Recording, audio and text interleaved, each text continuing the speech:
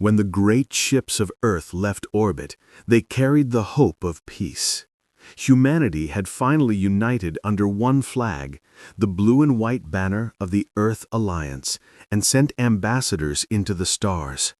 The goal was simple: friendship, trade, and the promise of a peaceful galaxy.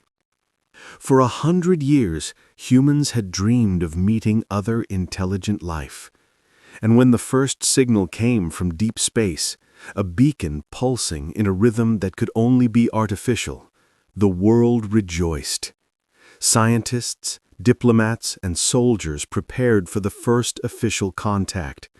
The mission was named Project Dawn.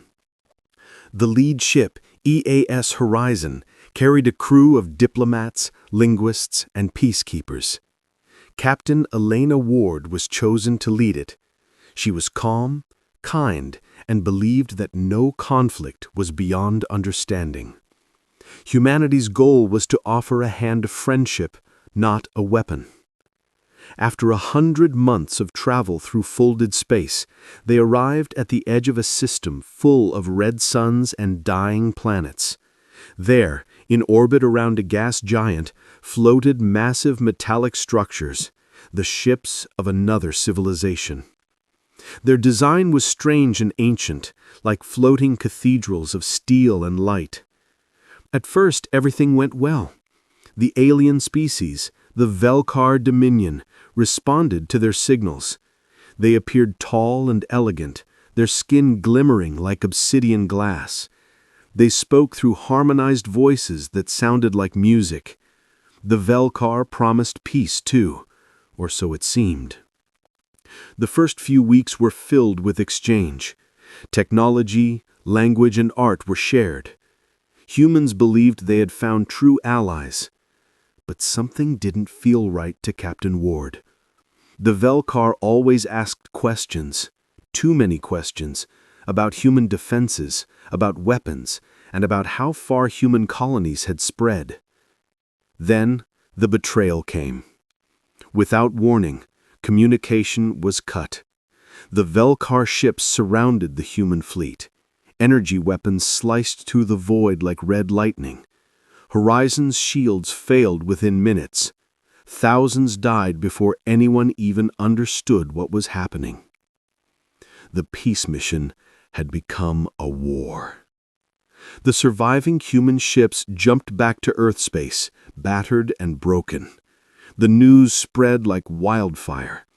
The Velkar had invaded 2 frontier colonies already, burning cities, enslaving survivors, and broadcasting a single message across human networks. You were never meant to rise. It turned out that the Velkar were not just another alien species, they were old conquerors. Eons ago, they had ruled much of the galaxy, keeping young species in darkness. Humanity's rise, their technology, their speed of progress, it frightened them. So they decided to end it before it began. But they made a mistake. They underestimated the one thing that made humans truly dangerous: their will to fight when everything seemed lost. The Earth Alliance declared war. Every shipyard burned with light as new fleets were built. Soldiers trained day and night. Old rivalries between nations vanished overnight. Humanity, for the first time in history, stood as one. The war began with losses. The Velkar had technology far beyond anything humans could imagine.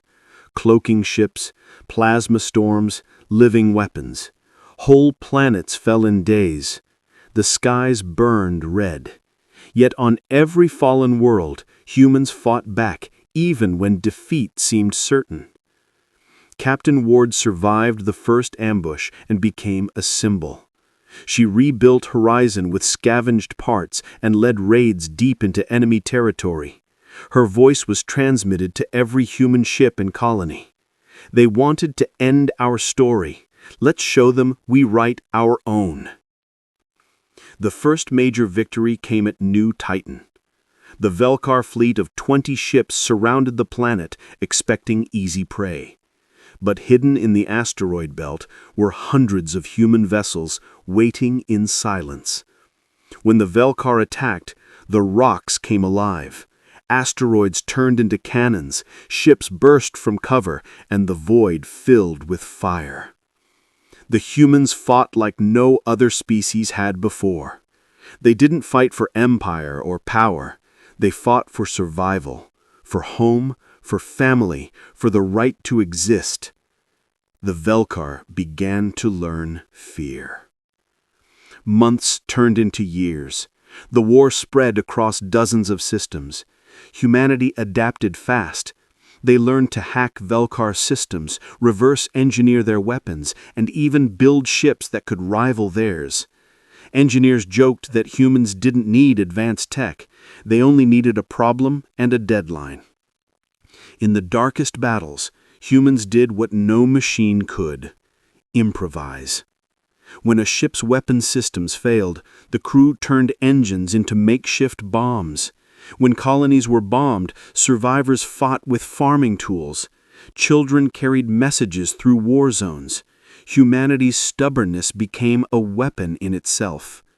The Velkar called humans the Endless Fire. Then came the Battle of Epsilon Gate, the turning point of the war. The Velkar brought their greatest war machine, a fortress the size of a moon, powered by a captured star. It could destroy a planet with a single blast. The humans knew if they lost this battle, it was over. Every remaining fleet gathered near Epsilon Gate. It was a graveyard of broken ships and debris fields, a place where light barely reached. Captain Ward led the attack. Her ship, Horizon 2, stood at the front.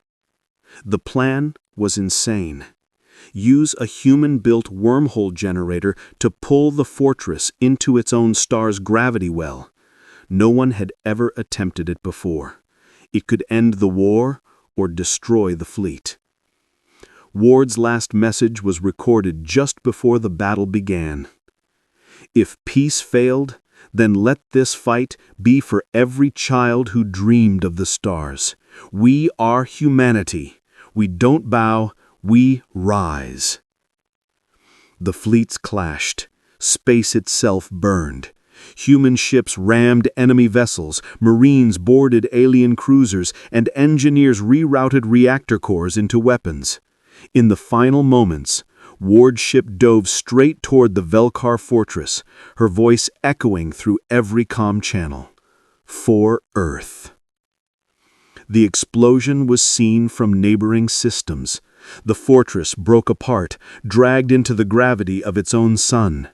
The blast tore through the Velkar command fleet. The Epsilon Gate collapsed, and the war ended in silence. After that day, the Velkar retreated. No one knows where they went.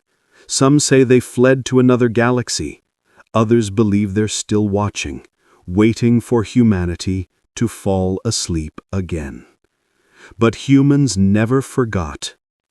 100 years later, the Horizon Memorial orbits Earth, a ring of metal engraved with the names of everyone who fought and died.